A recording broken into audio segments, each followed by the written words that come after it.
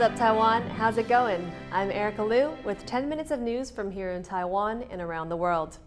Taiwan has reiterated it's a sovereign and democratic country after China's leader said Beijing is not going to give up its mission to unify with Taiwan.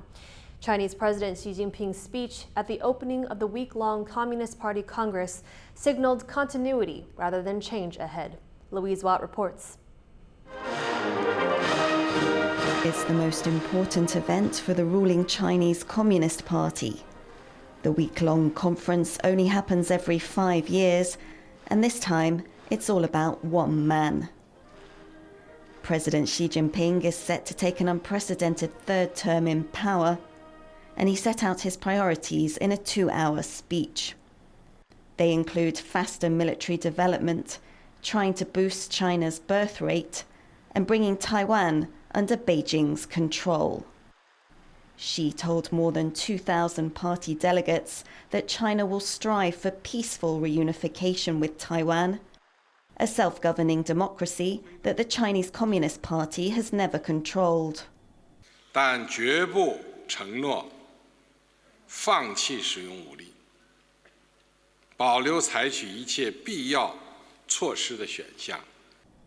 In Taipei, the government's Mainland Affairs Council responded that only Taiwan's 23 million people have the right to decide their future, and that Beijing must respect the Taiwanese people's firm will to defend national sovereignty, democracy, and freedom.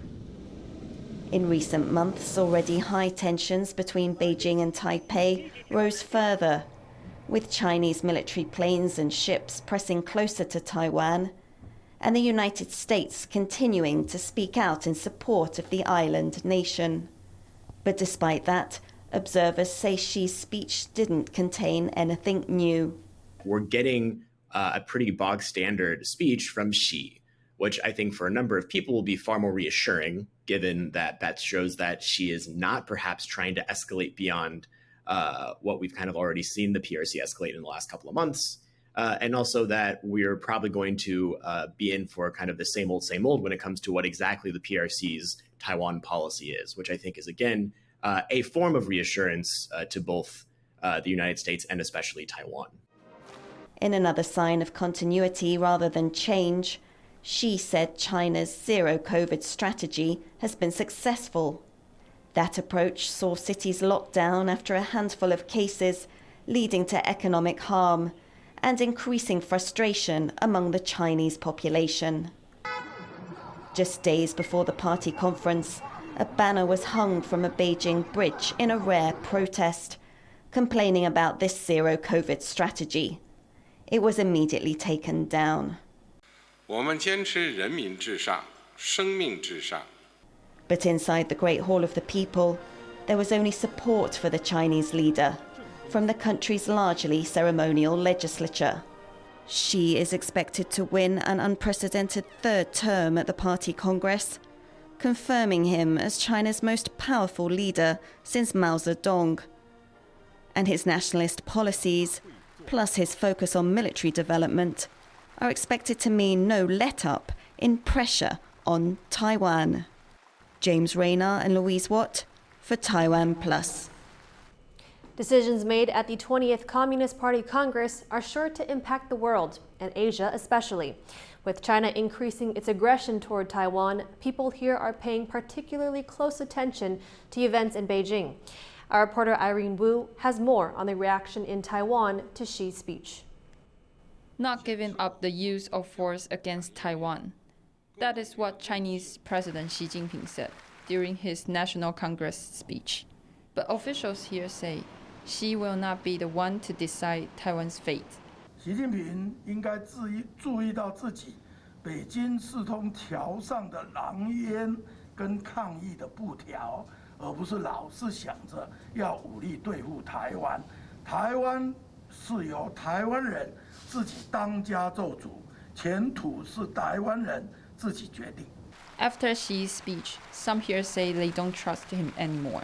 就是还是要恐吓我们啊！我觉得这样真的是不是一个很好的方法，因为他们老是用这种恐吓的方式，我觉得对台湾人民一点效都没有用。对，因为反而这样子失去台湾人民对那种大陆的一种感觉就对了。他不是讲很久了嘛，对吧？但到现在还是这样子。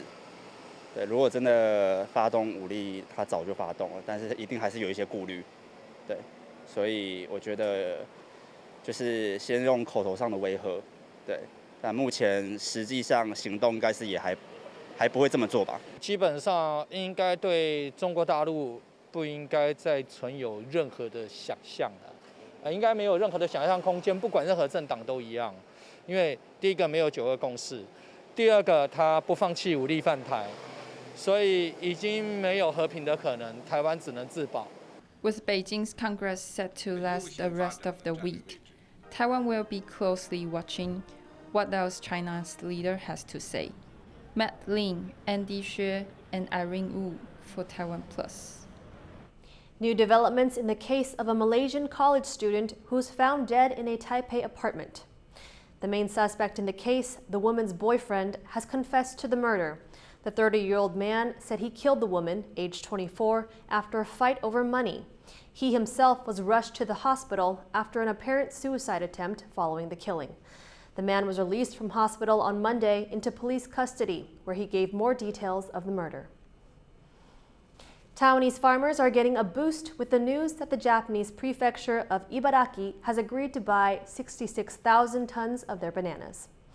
The bottom dropped out of Taiwan's banana market in September, and local prices have remained low. The Council of Agriculture hopes the major purchase from Japan will help to stabilize the market. Taiwan and Ibaraki signed an agreement 4 years ago on food and cultural exchanges. Many of the bananas heading for Japan will end up in student lunches in the prefecture's elementary and middle schools. A fashion show was held Monday on Taiwan's most beautiful train, the Future Express, which won the 2020 Good Design Award. Models are showcasing the collections of a luxury wedding dress brand from the U.S. Our reporter Sandy Chi was there. Take a look at all these people behind me. Today we are at Nankang train station in northern Taiwan, and together we are going to board this train right on the right-hand side. And this trip is not going to be an ordinary one.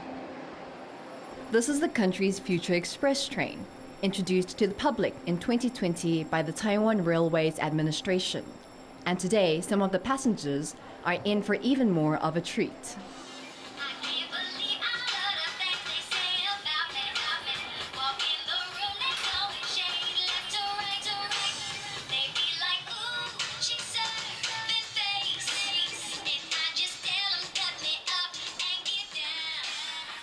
These models have transformed the carriages into their very own runway. A wedding dress brand is showcasing their collection. To bring a total different feeling to the audience. So we think, oh, probably train on the land is a good concept. So what did the passengers think of the setting? Yeah, I've never seen anything like this before, and it was quite difficult. I don't know if you guys have experience, but that train was going like this. Yeah. Even sitting, I was like, this is a little wobbly, so I was impressed with everything they were doing. The clothes has movement to it, and then the train has movement, and you have a moving background, which is something that you never really get to see. It's hard to believe that this was once an all-diesel locomotive train from the 1970s. The 50-year-old Zhuguang Express used to be part of many people's commutes. The trip today was just 93 kilometers all the way to Hsinchu City. In a country where train travel plays an important part in everyone's lives, adding a little bit of luxury and entertainment makes the trip much more shorter. However, for today, the 1.5-hour trip was a little bit too short for me. Kama Xu and Sandy Chi in Hsinchu for TaiwanPlus. Thank you for watching What's Up Taiwan. Remember to download the TaiwanPlus app for more stories from Taiwan and around the world. Finally today, we leave you with images of the GWA Wingfoil World Cup in Tarifa, Spain, where Paula Novotná of the Czech Republic won her first Wingfoil World title. I'm Erika Liu. Take care and see you next time.